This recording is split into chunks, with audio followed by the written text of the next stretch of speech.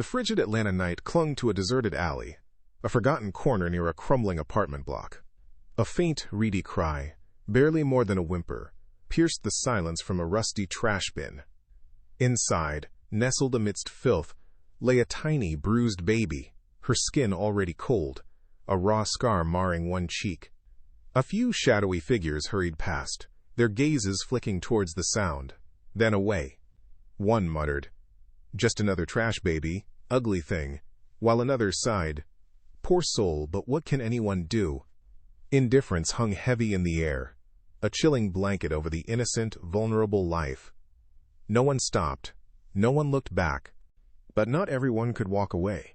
Ruby Mae Carter, a woman whose 65 years had etched kindness into every line of her face, was on her way home from a long day cleaning other people's opulent houses. The faint cry snagged at her heart, a tiny hook pulling at her soul.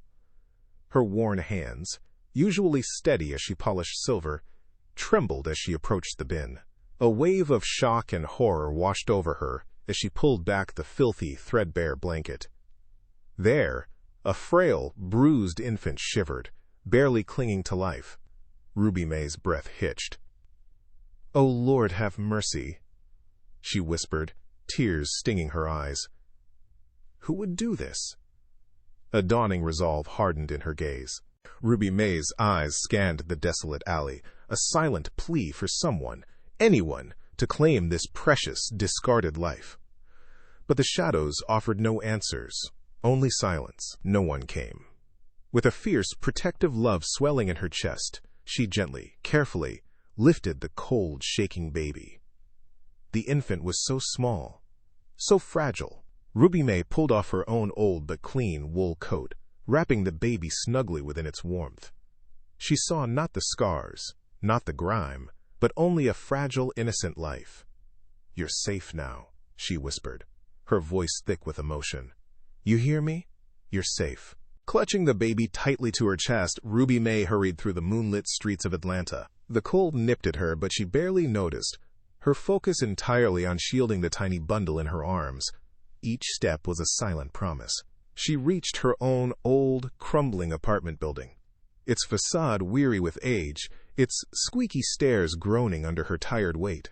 Ruby Mae was out of breath, her muscles aching from the day's labor and the sudden surge of adrenaline.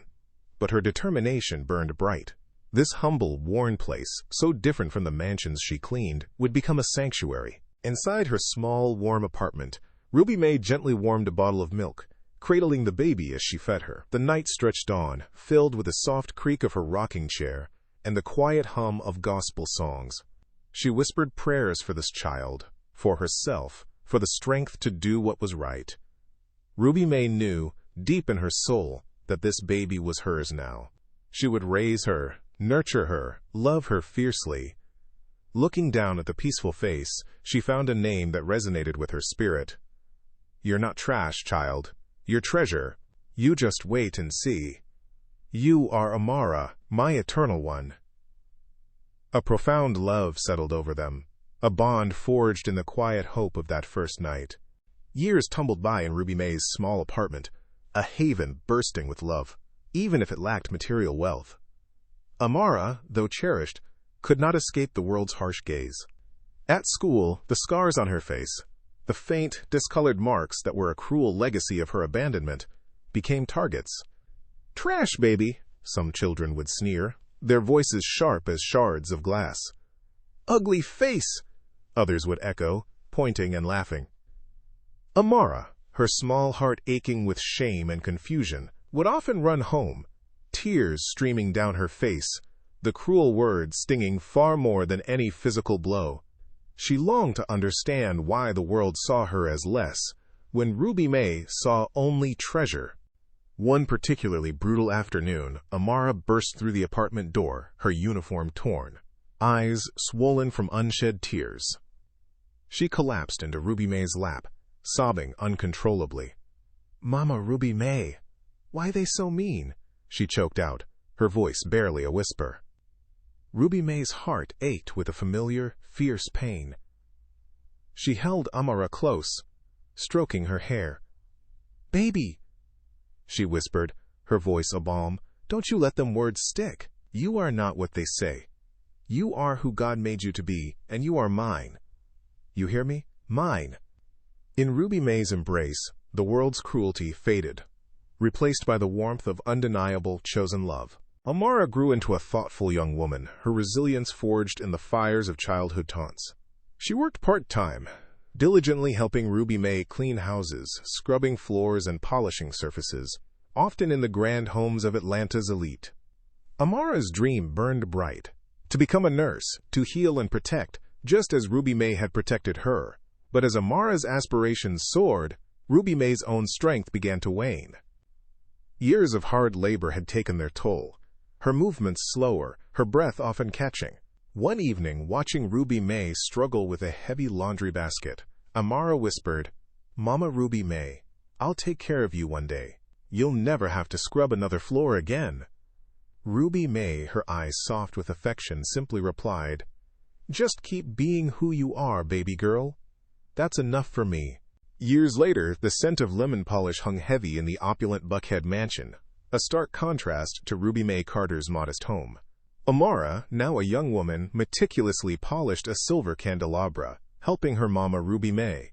Her hands, calloused but gentle, moved with practiced grace. Suddenly, a sharp intake of breath cut through the quiet. Eleanor Beaumont, the mansion's elegant mistress, stood frozen in the doorway, her face paling to an ashen white. Her eyes, sharp and accusatory, fixed on Amara, a flicker of something akin to disgust, yet undeniably recognition, twisting her features. "Who is this girl?" she demanded, her voice laced with overt disdain. Ruby Mae, ever protective, stepped forward. "This is my girl Amara. She's helping me today." Eleanor's gaze remained on Amara, a chilling whisper escaping her lips. "It can't be." A secret, long buried beneath layers of wealth and privilege, stirred in the grand hall. 2 weeks later, a dreary rain lashed against the windows of Ruby Mae's small apartment, mirroring the storm brewing within. A tall, impeccably dressed man with a calm British accent, Elijah Vance, sat opposite Amara and Ruby Mae. He introduced himself as an investigator, laying a stack of documents on their worn kitchen table: photographs, DNA reports, hospital records. Amara's heart began to thrum with an unfamiliar dread. "You are Amara Beaumont," Elijah stated, his voice steady. "The lost daughter of Charles Beaumont, billionaire businessman. You were kidnapped as a newborn and abandoned. Your family has searched for you for 19 years. Amara could only stare, a nervous, disbelieving laugh escaping her. No, that's not me. I'm just Amara. Mama Ruby Mae's Amara." But the weight of the evidence, the cold, undeniable facts, pressed down on her, shattering her simple world. Amara clutched her school books, the ink-stained pages suddenly meaningless. Her mind reeled, trying to reconcile the girl who'd been called trash baby with the heiress Elijah Vance had just described. Ruby Mae sat beside her, her own heart pounding with a mixture of awe and profound wonder. "Lord, all this time," she whispered, tears welling in her eyes. The bruised, frail baby she'd pulled from the trash bin was not just a miracle. She was a lost treasure, returned.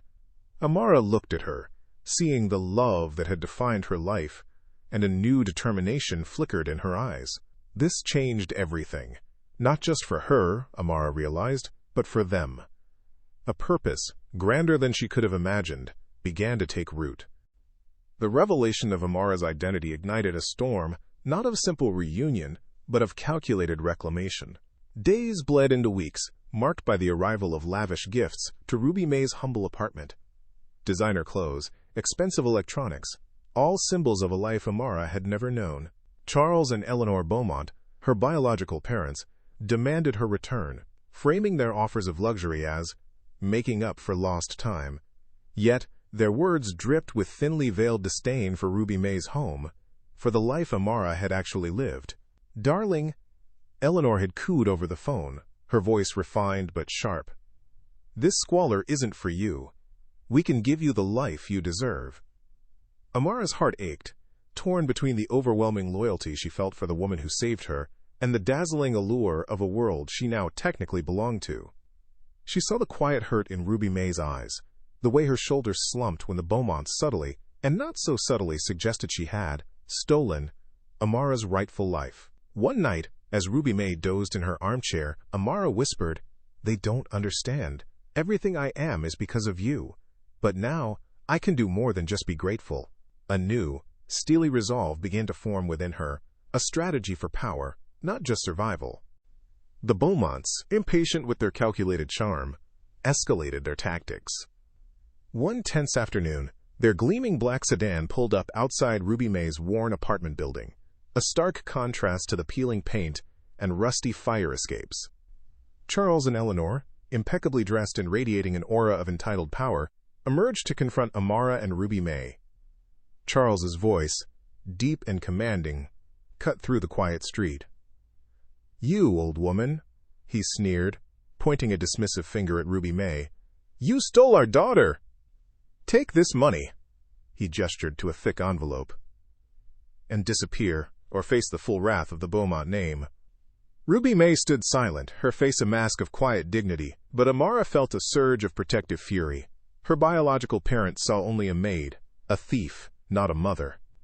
Stepping forward, her chin lifted, Amara's voice was clear and unwavering. "My mother saved me. You abandoned me. Your money won't buy my silence, or her dignity." Eleanor gasped, visibly recoiling from Amara's defiance, but Charles's eyes narrowed, a cold, hard glint of fury. Amara's resolve, once a flicker, now burned bright and fierce. The confrontation solidified Amara's path. She knew she couldn't fight the Beaumonts, power alone, but she wouldn't be silenced. Late that evening, she sat across from Elijah Vance in his office, the glow of a desk lamp illuminating stacks of documents. "They didn't just abandon me, they covered it up," Amara stated, her voice calm but resolute. "I want to use their wealth, not for me, but to dismantle their legacy of injustice." Elijah, initially a detached investigator, had grown into a sympathetic ally, seeing the truth in Amara's eyes. He nodded, a quiet respect in his gaze. "That changes everything, Miss Jones. Let's find the truth." Together they delved deeper into the kidnapping case, uncovering discrepancies that had been swept under the rug by the Beaumonts' influence. Old police reports hinted at ignored leads, hospital records had curious gaps, and interviews with former staff revealed hushed whispers of a family desperate to avoid scandal, even if it meant burying the truth about their lost daughter. The evidence mounted, suggesting the Beaumonts knew far more about Amara's abandonment than they had ever let on, perhaps even orchestrating a cover-up to protect their pristine public image. As the Beaumonts filed for full custody, the case exploded across Atlanta, then the nation. Media headlines screamed with sensationalism, portraying Ruby Mae as a kidnapper and Amara as an ungrateful heiress, choosing a pauper's life over her rightful place. "Maid steals heiress. Billionaire family fights for justice," read one particularly egregious headline, its racially charged undertones impossible to ignore. Television crews camped outside Ruby Mae's humble building, their bright lights and intrusive cameras a constant invasion. Neighbors, once friendly, now whispered behind cupped hands, their gazes a mix of curiosity and thinly veiled prejudice against Ruby Mae. The public scrutiny weighed heavily on Ruby Mae, who shrank from the cameras, her quiet dignity challenged by the relentless accusations. Amara, however, found her resolve hardening further. "They're trying to make you look like a criminal, Mama Ruby Mae," she said, clutching Ruby Mae's hand, her own gaze unwavering as she stared down a reporter's lens. "But we have the truth, and we're going to show them all." The pressure mounted, but Amara felt a fierce, burning conviction. This wasn't just about her anymore. It was about justice for Ruby Mae, and for every person silenced by power and prejudice. The day of the trial dawned, a stark, gray morning that mirrored the tension in the air. The courtroom was packed, a buzzing hive of reporters, legal teams, and curious onlookers. Charles and Eleanor Beaumont sat stiffly, their faces a carefully constructed mask of injured parental grief. Their lawyers, sharp-suited and aggressive, argued that Amara had been robbed of her rightful place, painting Ruby Mae as an opportunist who had exploited a tragedy. They spoke of the Beaumont name, their vast fortune, and the unfathomable loss they had endured. Ruby Mae, sitting beside her pro bono lawyer, looked small but resolute. Her lawyer, a young woman with a quiet fire, argued Amara's right to choose her family, subtly hinting at deeper truths surrounding the abandonment. All eyes eventually turned to Amara as she took the witness chair. Her hands trembled, a nervous flutter deep in her stomach, but her mind was sharp, focused. She looked directly at the Beaumonts, their expressions smug and confident, unaware of the trap she was about to spring. The judge, his voice grave, asked, "Ms. Jones, do you wish to return to your biological family, Charles and Eleanor Beaumont?" Amara took a deep breath, her gaze unwavering, preparing to speak a truth that would shatter their world. The courtroom hung silent, every eye fixed on Amara. Her heart beat a powerful rhythm, but her voice, when it came, was unwavering, a clear bell ringing with conviction. She rose, directing her gaze first to Ruby Mae, whose love had been her bedrock, then to the Beaumonts, who now recoiled. "I may be their blood," Amara declared, her voice echoing, "but Ruby Mae is my mother. Without her, I wouldn't even be alive.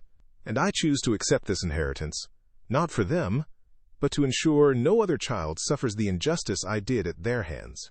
A rustle swept through the gallery as Elijah Vance stepped forward, presenting the irrefutable evidence of the Beaumonts' deliberate cover-up and their cold, racist motivations for her abandonment. Gasps filled the room. Eleanor's face drained of color, while Charles's jaw clenched in impotent fury. Ruby Mae wept, tears of fierce pride streaming down her face. The judge, his expression grim, slammed his gavel. "The court finds in favor of Amara Jones, acknowledging her right to self-determination. Furthermore, due to compelling evidence presented, this court orders an immediate investigation into Charles and Eleanor Beaumont's conduct." A wave of shock and outrage rippled through the stunned onlookers. Outside the courthouse, chaos reigned. Reporters swarmed Amara, their questions a cacophony of flashing lights and shouted queries. "Amara, why accept the money if you reject your family?" one reporter yelled. Amara, now composed and formidable, met their gaze. "Because love is worth more than money," she replied, her voice calm but firm. She thought of Ruby Mae's quiet dignity, her selflessness. "My mother may not be rich, but she gave me a chance to live and to be loved. Now I will use this wealth to give that chance to others, and to ensure those who abuse power face justice." The crowd murmured, a shift in sentiment palpable. Later, news anchors confirmed the inevitable. The Beaumont empire crumbles as Charles and Eleanor Beaumont face criminal charges for their role in the abandonment and cover-up. Society watched, captivated, as privilege finally met its reckoning. Years later, a vibrant, modern shelter stood proudly, children's laughter echoing through its halls. This was Ruby Mae's home, the first of many initiatives funded by Amara's inheritance, a testament to her unwavering purpose. On its opening day, a crowd gathered, media cameras flashing. Amara, no longer the timid girl, stood on a podium, her voice resonating with conviction. Ruby Mae, seated in the front row, felt tears stream down her face, her heart swelling with a pride that transcended any earthly wealth. Her quiet strength, her selfless love, was finally recognized on a grand scale. Amara looked at the faces before her, then directly at Ruby Mae. "The world once called me ugly and threw me away, but one woman's love proved no soul is worthless. Because of her, I stand here today, not as an heiress, but as an advocate. Remember this: every act of love leaves a legacy, and every act of injustice must be met with resolute action."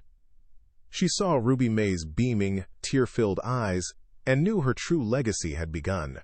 Amara continued her work tirelessly, building more shelters, establishing justice initiatives, and never forgetting the whispered words that saved her.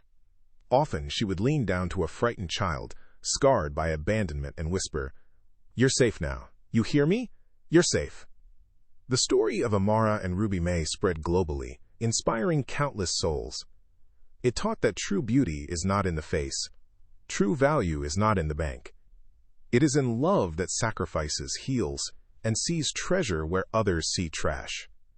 And it is in the courage to use your power to build a world where every soul matters, and every injustice is corrected.